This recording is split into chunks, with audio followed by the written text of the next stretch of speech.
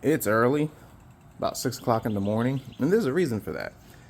If you live in the South and you've been following the weather as of June, it's going to be hot today, and it's been very hot lately. And if you've worked in the garage, automotive, whatever type of stuff you do, you know that it could be a scorcher. And it's even worse because I record videos for YouTube. Not that I'm complaining, but if you turn the fan on or try to get some type of cooling thing going on, yeah, the videos don't come out that good. So you got to suffer or just do the right thing and wake up early.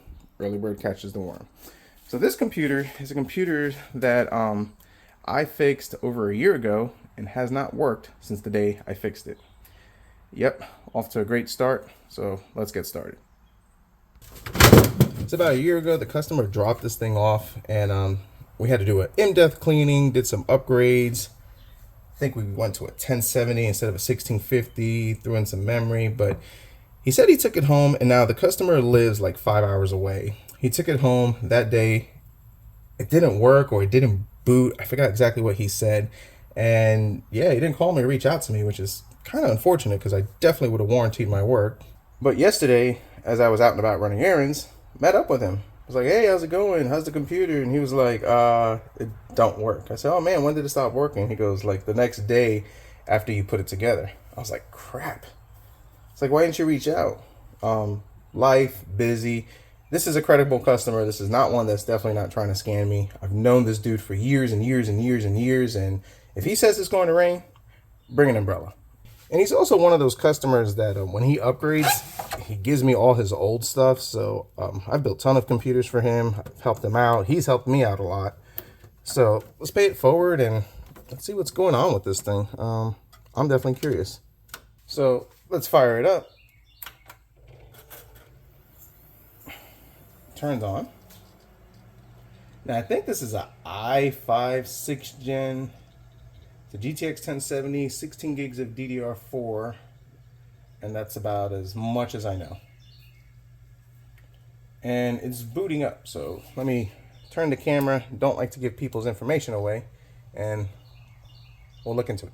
So when I work on computers, I really hate dealing with like software related issues. Maybe that might be what's going on. So let's kind of recap. It boots up. Everything seems to be working fine.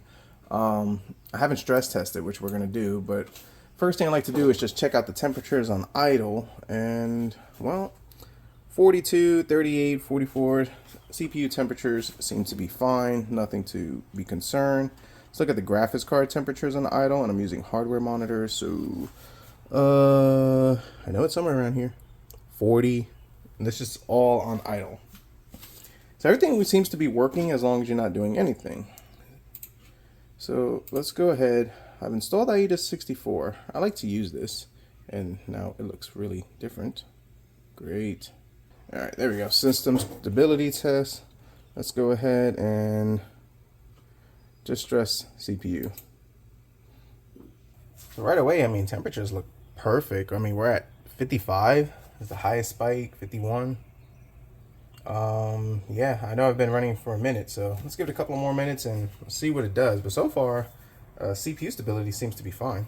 So it's only been 2.5 minutes, and I don't see anything that's going to red flag this. So at 55 degrees, let's make sure our temperatures are being accurate. Let's pull up CPU monitor.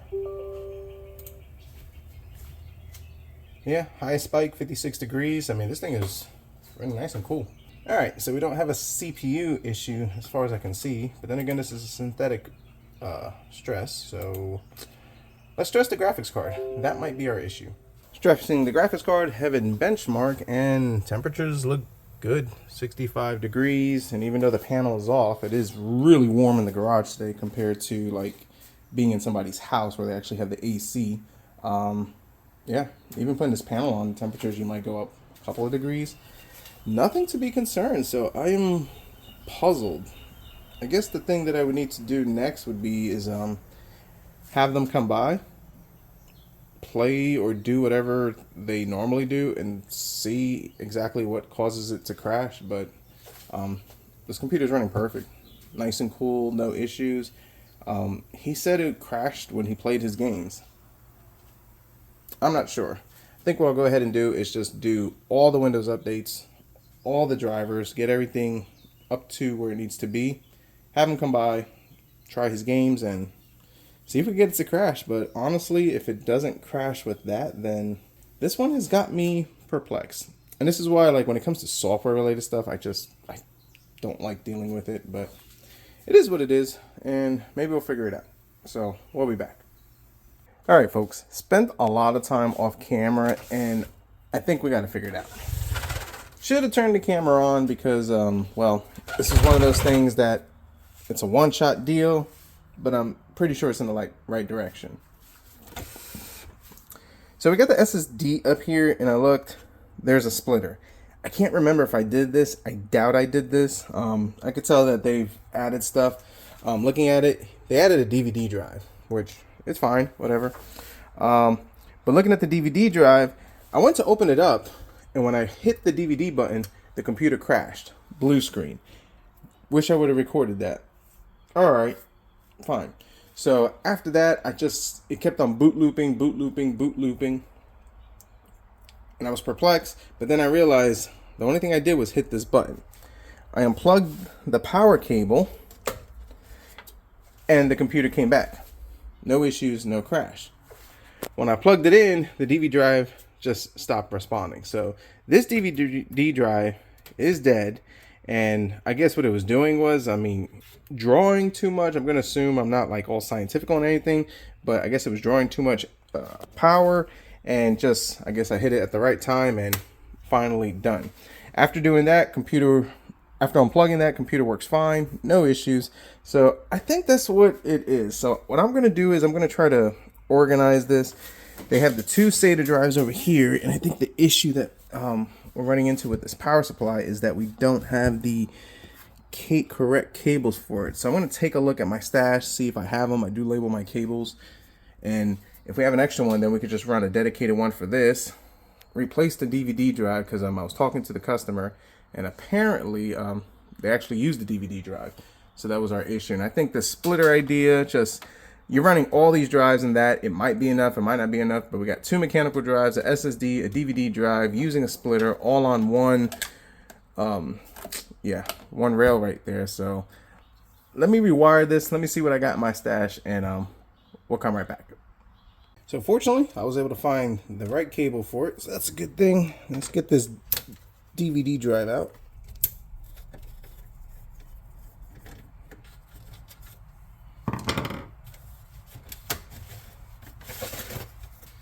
All right, another DVD drive. I feel like I've gone back in time with this computer installing a DVD drive. It's not too often nowadays that you get to do this, you know?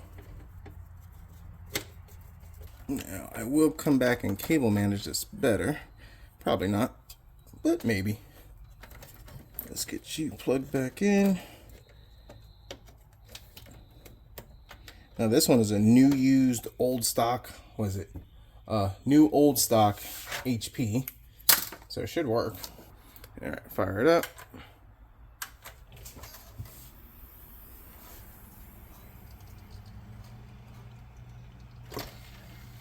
Nice and smooth. So let's see if this thing boots up. Gotta love the Windows updates. I think it was doing an update before I shut it down, so that's fine. Yep, doing an update.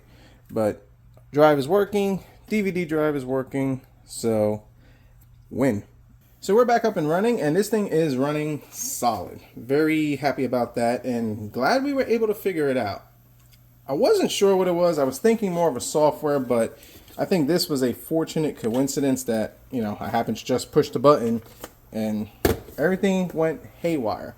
Of course, my suggestion when you get a computer, check your temperatures. At least we were able to boot into Windows, and with that being said, download like hardware monitor. We saw the CPU temperature was good, the GPU temperature was good. I'm just running Heaven Benchmark just to give this little graphics card a little extra stress test to make sure we don't have any issues. But since we've figured this out and added another rail just for the SATA SSD and the DVD drive, this thing is running solid. Now, I did reach out to the customer. He was actually busy today. He provided me his login information. I was able to play the games that he was playing, CSGO, Valorant, Apex, Dota, a whole bunch of other stuff. and not one crash. I was probably about an hour jumping back and forth between all those games, and it ran solid. He said when he first got it, he would get about 5-10 minutes, it would crash, and then it got to the point where it would just instantly crash. So maybe what it is that, you know, because of the mechanical drives and just the draw on it, you know, this thing was just pulling too much for the rail, and, well, that could be the issue. I did plug in a power supply tester, and I did check the voltages on it just to make sure that this thing did not get shorted, and everything checks out. It seems good to go. So, happy for that. He's going to come pick this up later. He'll head back to where he's at, 5 hours away, and hopefully when he fires it up tomorrow, he shouldn't have any issues. But until then, I'll definitely keep stressing it, playing games, and making sure it's 100%, but I'm very confident we're good to go on this. So comment down below. Let me know your thoughts, concerns, criticisms. Have you ever run into this issue with this? I've never had a drive cause that type of issue. I mean, to hit the button, it crashed the computer, kept it in a boot loop and blue screens, and then the drive wouldn't even open or turn on anymore. The minute you unplug this, everything worked. Never ran into that with a DVD drive. I've seen it with hard drives, but then again, anything's possible. If you like this video, definitely hit the like button, subscribe if you're not, and as always, see what I come up with next.